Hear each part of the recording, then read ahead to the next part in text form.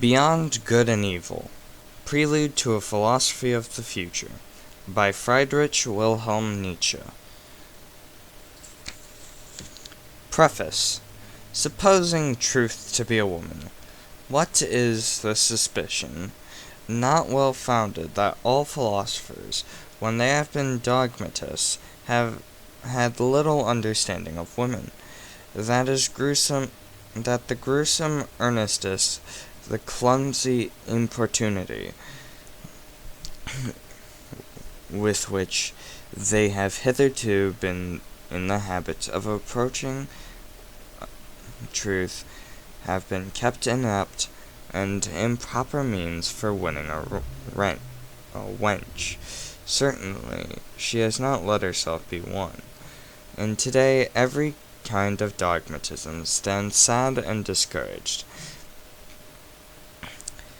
If it continues to stand at all, for there are scoffers who assert it has fallen down. That dogmatism lies on the floor, more that dogmatism is at its last gasp. To speak seriously, there are good grounds for hoping that all dogmatizing in philosophy a solemn air of finality. It has given itself, notwithstanding, may none the less have been no more than a noble childishness and tyrannism. And the time is perhaps very close at hand when it will be grasped in case after case what has been sufficient to furnish the foundation stone for such sublime and unconditional philosophers' edifices as the dogmatists have hitherto been constructing some popular superstition or other from time immemorial, such as the soul superstition, which as subject in ego superstition has not yet ceased to do mischief even today. Perhaps some play on words, a grammatical seduction, or an audacious generalization on the basis of very narrow, very personal, very human, all too human facts. Let us hope that dogmatic philosophy was only a promise across millennia, and a still earlier age was astrology, in the service of which more labor, more money, ingenuity, and patience has been expended than for any real science hitherto. We owe to it and its superterrestrial claims the grand style of architecture in Asia and Egypt.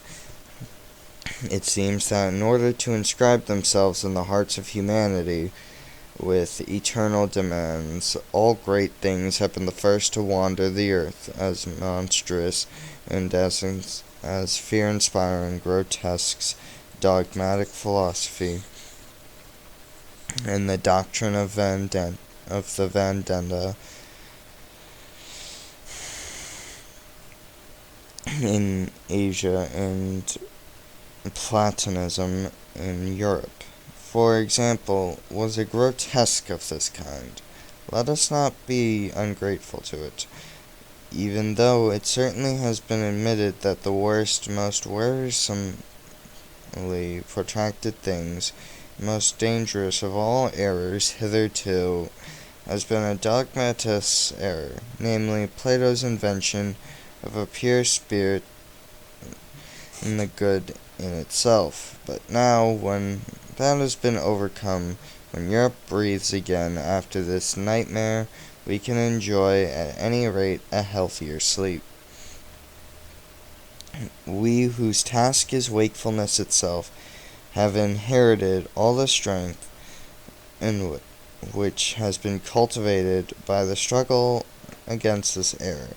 To be sure, to speak of spirit and the good as Plato did meant standing truth on her head and denying perspective itself. The basic condition of all life. Indeed, one may ask, as a physician, how much could such malady attack this loveliest product of antiquity, Plato? Did the wicked Socrates corrupt him after all? Could Socrates have been a corrupter of youth after all, and have preserved his hemlock? But the struggle against Plato, or to express it more plainly, for the people, the struggle against the Christian elastical pressure of millennia, for Christianity is Platonism. For the people has created in Europe a magnificent tension of spirit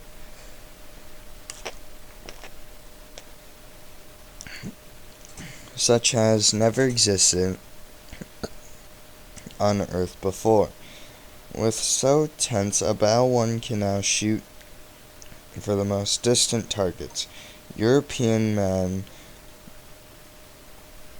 feels this tension as a state of distress. To be sure, there have already been 2 grand attempts to relax the bow. Once by means of Jesuitism, the second time by means of democratic enlightenment, in which the latter may, in fact, with the aid of freedom in press newspapers itself, to be in need. The Germans invented gunpowder. All credit to them, but they evened the score again. They invented the press. But neither the Jesuits nor Democrats, nor even sufficiently German, we good Europeans and free, very free spirits, we have it still the whole need of the spirit,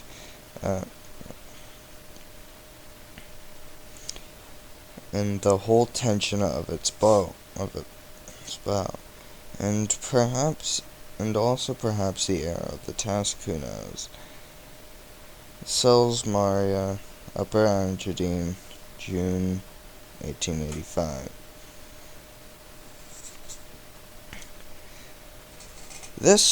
The Will to Truth, Part 1, on the Prejudices of Philosophers. The will to truth, which is still going to tempt us in many a hazardous enterprise. That celebrated veracity of which all philosophers have hitherto spoken with reverence. What a questions this will to truth has already set before us. What strange, wicked, questionable questions. It is already a long story, yet doesn't it not seem as if it has only just begun? Is it any wonder why at last we grow distrustful, we lose our patience, turn it impatiently away? That the Sphinx should teach us to ask questions. Who really is it that should ask questions? What really is in it? We did indeed pause for a long time before the question of the origin of this will, until finally we came to a complete halt before an even more fundamental question. We asked, after the value of this will granted, we want truth. Why not rather untruth and uncertainty, even ignorance? The problem here is the value of truth stepped before us, or was it who stepped before this problem? Which one of us is Oedipus here? Which one of us is Sphinx? It is, it seems, a rendezvous of questions and question marks. And would you believe it, it has finally almost came to seem to us that this problem has never before been posed, that we have been the first to see it, to fix our eyes on it, to hazard it, for there is a hazard in it, and perhaps there exists no greater hazard. Alright, so the next thing is part is section 2 of part 1. I cannot cover it. This is really hard to read. Okay.